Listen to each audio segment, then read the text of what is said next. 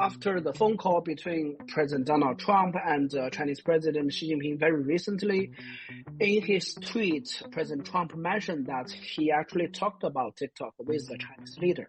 And after that, journalists have been asking China's Commerce Ministry, China's Foreign Ministry, what's the Chinese attitude on this? And the answers from the Chinese Foreign Ministry and the Commerce Ministry seems to be toned down a little bit from like a while ago. Wu Qing mentioned specifically about dividends in A shares. He basically said, I forgot the exact number, but over 2 trillion RMB of dividends were paid in 2024. And there are also several hundred billions of share buybacks. So that together is so-called return to shareholders. And he specifically mentioned one number, which is the dividend yield of A shares. That's like the dividend paid over market cap. And that was like 3%. He specifically mentioned 3%. And he specifically mentioned it's much higher than the 10-year government bond, implying that... Which has dived between 2%. Hello, everyone. Good morning, good afternoon, and good evening. This is Zichen Wang, the editor of Pekingnology newsletter. And as you all know, I'm a research fellow at the Center for China and Globalization, where I edit Pekingnology and the East is Red newsletters on Substack. Today, I'm talking to Robert Wu of Baiguan. And this is a new initiative that we are experimenting, piloting. Basically, the idea is the two of us to talk about the top news on China that happens very recently in a rapid fire way within the 20 or 25 minutes or maybe half an hour to give you guys a look at what is going on in China and what is making the headlines. So, Robert, how about some self-introduction? Yeah, great. Thanks, Zichen, for starting this initiative. Very exciting. So I'm Robert Wu. For those of you who haven't heard about me, I run a data business serving institutional clients, investors around the world called Baiguan Lab. And on top of that, we also write several newsletters. There's a company newsletter called Baiguan, and there's also my personal newsletter, China Translated. So let's get right into the content. Zichen, how about we start with the most important person in China?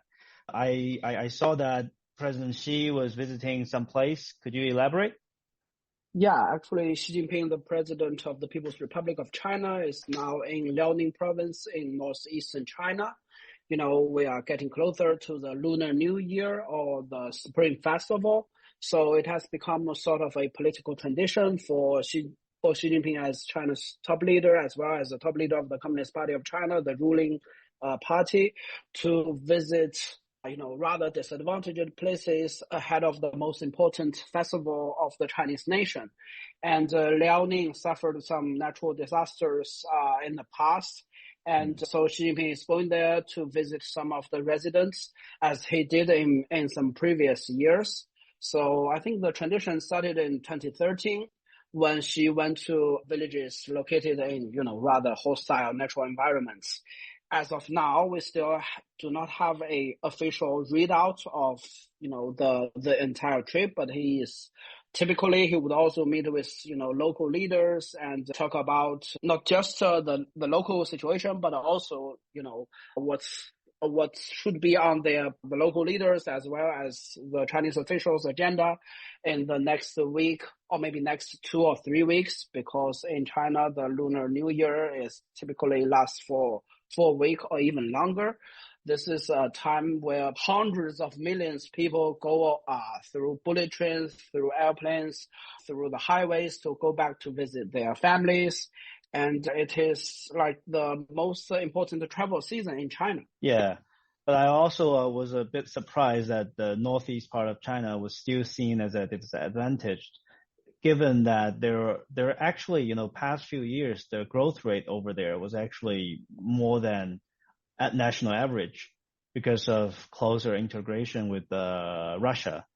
due to geopolitical changes, right? What do you think? Do you think Northeast is getting a lifeline finally, or it's still a very tough project?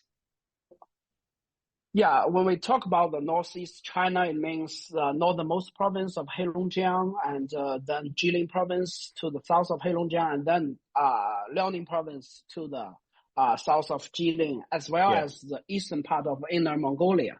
So that's what we talk about. And it's a very high altitude region. I think it's like 45 degrees north. And the weather is very cold. And as we can see from the photos of Xi Jinping's visit there, he's wearing a very big, heavy jacket. And I think when Northeast China is typically compared to the Rust Belt of the United States and some of the older industrial regions in Germany, where there are a lot of state-run industrial gigantic companies that actually the backbones of China's industrialization, where the former Soviet Union actually helped China build a lot of these manufacturing facilities back in the 1950s. But for a number of reasons, I guess, especially given the state-run nature of all these companies, they haven't really adapted to the market-based economy very well as China's eastern Shanghai and Zhejiang and the Jiangsu provinces did. So I think if you ask people, mostly their first reaction is, yeah, they are still seen as some sort of economic backwater that suffers employment, migration out of northern provinces. So yeah, great. But of course, there are many more news other than Xi Jinping's activities. And you work for a data consultancy that helps a lot of financial investors and securities brokerages. So what would be like keeping your eyes open yesterday or the day before yesterday in terms of news? Yeah, I think one big domestic news was this joint policy on promoting so-called long-term capital into the market. It was jointly announced by several ministries with the CSRC, the securities regulator, at the top.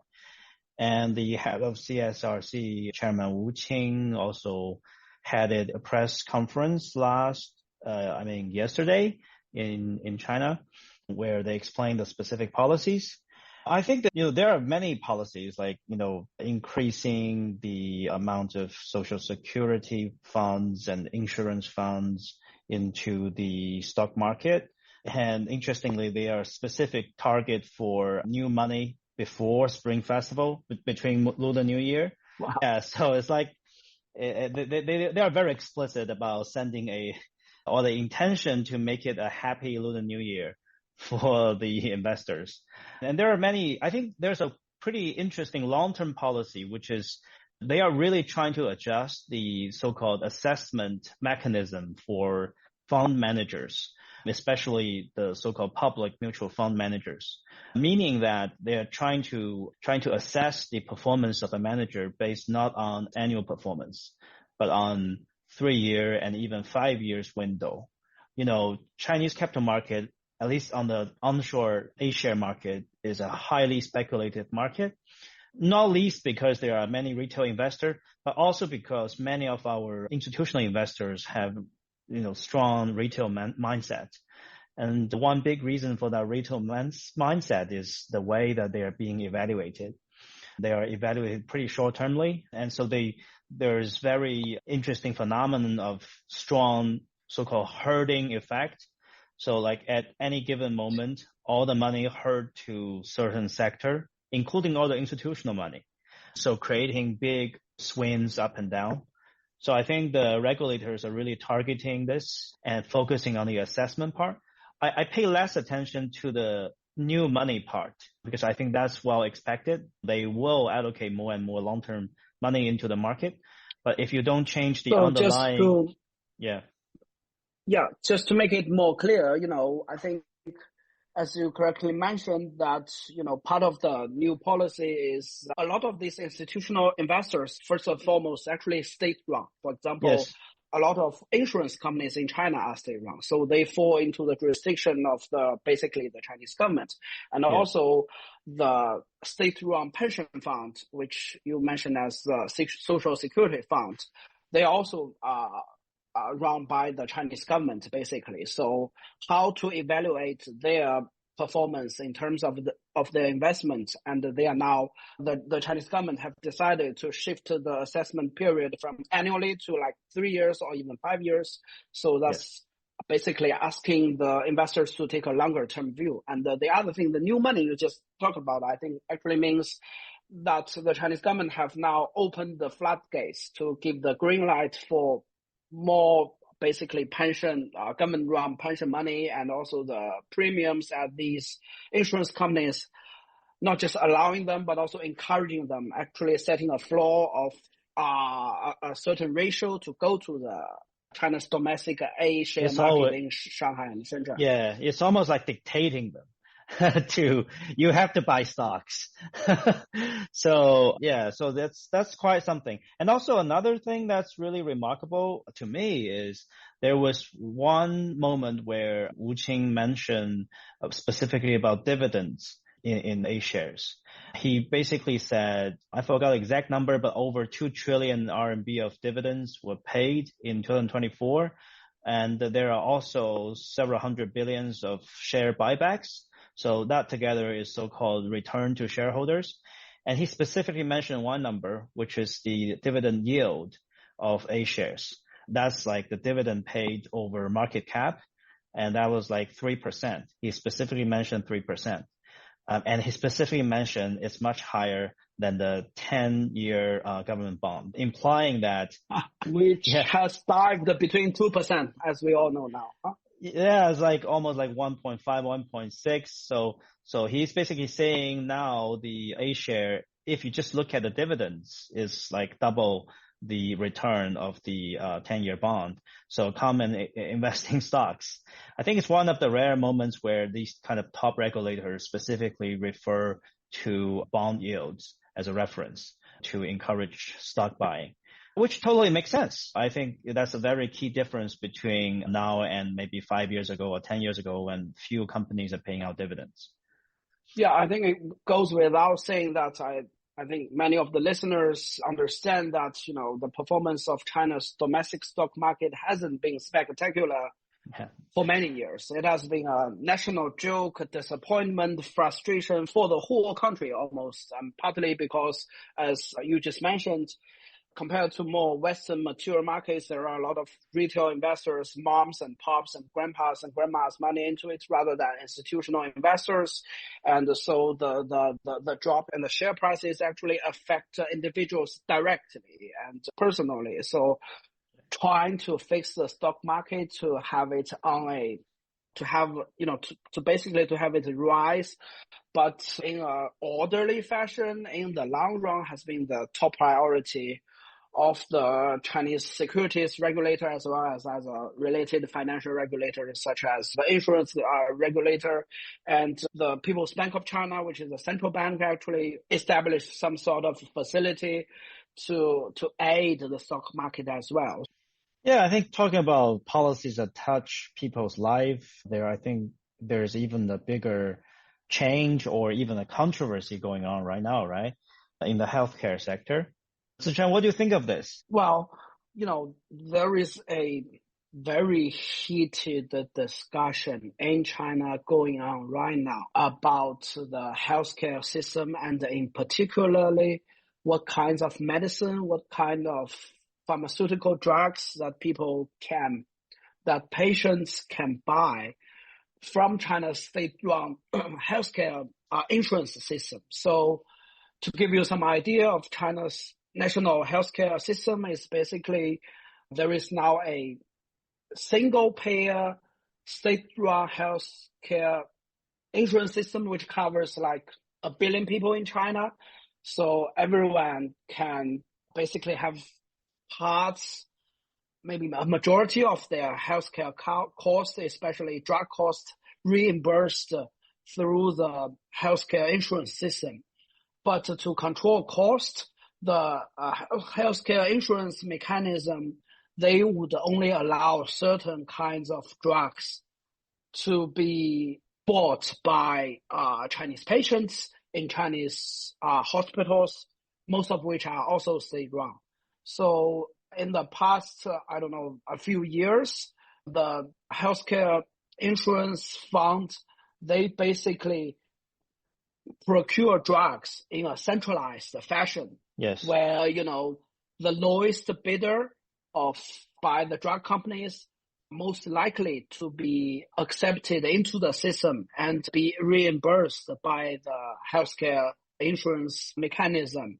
But that also creates a problem, which is being discussed right now, is a lot of generic drugs replacing brand name drugs, which many Chinese people believe have like a higher efficacy, basically treats diseases in a more effective and efficient manner. So I think the current discussion has been going on for quite a few months. If you go on Chinese social media and Chinese media outlets, you will see a lot of coverage, sometimes very, very critical of the phenomenon. And there are local lawmakers in Shanghai publicly voicing their concerns. And, pharmaceutical industry and healthcare sector is important in every single country in the world, and it touches people's livelihoods directly. So this is a very big national debate.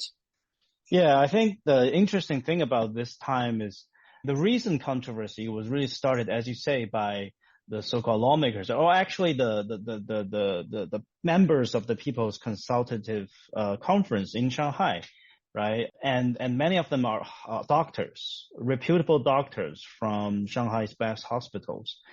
And so it was a very public, high-profile kind of controversy between the doctors and hospitals representing the patients in these times, and also the so-called health insurance funds.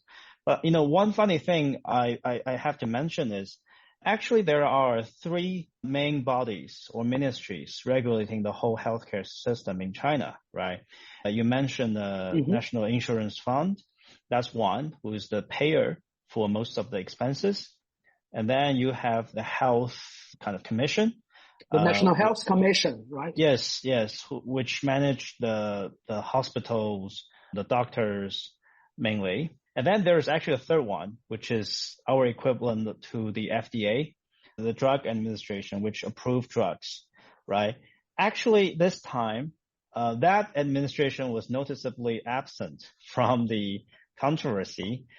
But in fact, I think, at the same time, it could be a problem of the so-called centralized procurement system, but it could also be a problem of their regulation or lack of regulation in terms of safeguarding the medicines. So I found that to be interesting. Yeah. Yeah, previously, I think the particular regulator you're talking about is known as the FDA, so, China's FDA. But now it has been rebranded and reinstitutionalized as, I think the official name is National Medical Products Administration. And so their job is basically to approve drugs, to, certify certain drugs are safe and effective and allow them to be sold in China. And for the National Healthcare Administration, which administers the healthcare fund, the insurance scheme, determining which exact drug is, effective, 100% effective or 120% effective or 80% effective. That's not their job. It's the job of the National Medical Products Administration. So whether the sort of drugs that have been approved by that government and regulator, when being applied in Chinese hospitals, do they actually work as well as these pharmaceutical companies advertise? I think that's a big question. And I think, to be very fair, as of now, we don't have a very objective or comprehensive assessment to say, for example, 10% or 5% of these approved generic drugs are actually not effective. We do have complaints from patients, from doctors, from nurses that they are not working very well, but these are, episodes of isolated incidents where but it's not a scientific study with, double-blind experiments. So my guess is this is going to last for a while, and authorities will be taking action to look at, if some of the generic drugs that have been approved actually are not so effective, and how to make sure, the Chinese patients can actually get the effective drugs at a price that's affordable for the national state-run healthcare insurance system. And I think a lot of the Chinese patients are also asking this question: can we maybe just pay out of our own pocket to buy some brand name drugs that everyone believes is 100% effective? So that's, I think, is what a lot of people are asking online. And yeah, exactly. Great. So let's maybe shift gear a little bit to look at the geopolitics or international news. What's your take on TikTok, which has been making a lot of waves recently? Well, I think the Financial Times has just reported again that, citing some source in Beijing that says, the Chinese government may be thinking about allowing TikTok to have some changes in ownership, and that this report comes like after a week later after Bloomberg and Wall Street Journal respectively filed similar stories. And everyone is talking about TikTok and what's going to be the fate of TikTok in the 90-day brief that was approved by Donald Trump's executive order. That's a big question mark. And I don't know, because the sources of these stories in these very established Western news organizations, they're not exactly very clear. And that's not the fault of the journalists or the editors. But is it possible for the company, as well as between the United States governments and the Chinese government, to have a workable solution to address the concerns of the U.S. Congress, of the U.S. government, in mitigating potential national security, challenges, as they say, to the U.S. society? That's something I think is going to play out. Let me ask you this way. On a scale of 0 to 10, probability, what do you think is the probability for this to be resolved, to have a settlement between TikTok and the Trump administration? I think one thing that did catch my eye was that after the phone call between President Donald Trump and Chinese President Xi Jinping very recently, in his tweet, President Trump mentioned that he actually talked about TikTok with the Chinese leader. And after that, journalists have been asking China's Commerce Ministry, China's Foreign Ministry, what's the Chinese attitude on this? And the answers from the Chinese Foreign Ministry and the Commerce Ministry seems to be toned down a little bit from like a while ago, basically saying, the Chinese companies' rights needs to be respected and the Chinese laws and regulations need to be complied with. And so that's like the operating principle that the Chinese government applied to this situation. But it seems, I'm not 100% sure, and, we are not flies on the walls of Zhongnanhai, but that seems to be like maybe more amicable to find a solution somewhere.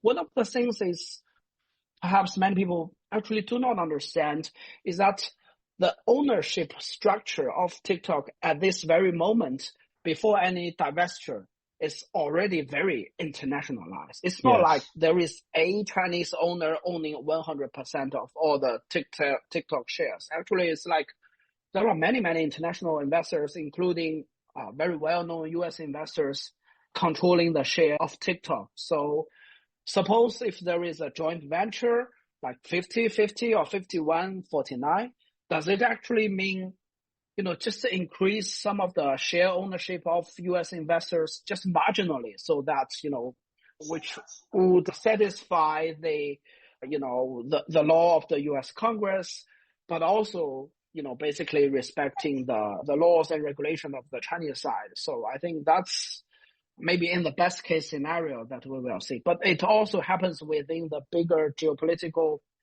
and the bilateral relationship dynamics of China and the US, right? And, this is a Yeah. part of the game between the two countries. Huh? Yeah, but what's your bet?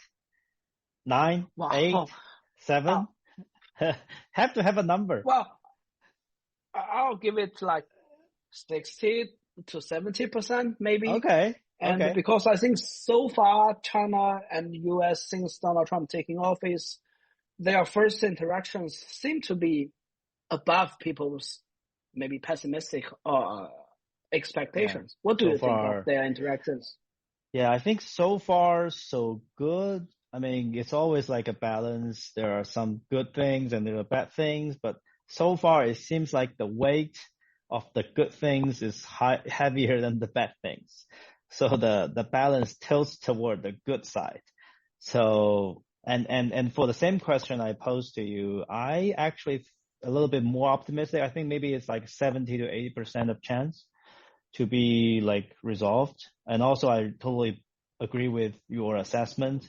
And some of them are actually more nuanced, more detailed than I did.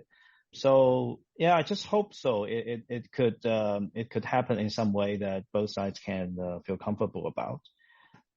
I think maybe that's it for today. This is how many minutes did we actually run this thing? I think it's over half an hour or something. Yeah, it's over half an hour already, maybe close to 40 minutes now, but I think it's very great. We make this first episode, and at this stage, I think it's just, subscribers of Pekingnology and Baiguan, it's time for you to leave your feedback and, what you like, what you don't like, and we'll constantly improve on this. Zichen, what's your words for our pilot episode?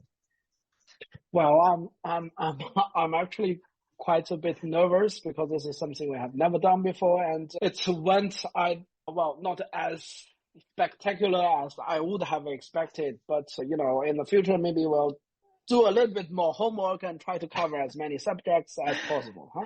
You are too humble. You are way more humble than I am. Okay. That's good. Thanks, everyone. Okay, everyone. So, yeah, this is our first episode recorded on the Thursday, January 23rd, and ET, because I'm currently in Princeton, New Jersey, and Robert is in Shanghai, it's which Friday is for Friday. Me. Yes, Friday in Shanghai. Thank you. Good morning. Good evening. Thank you. Bye-bye. Bye-bye.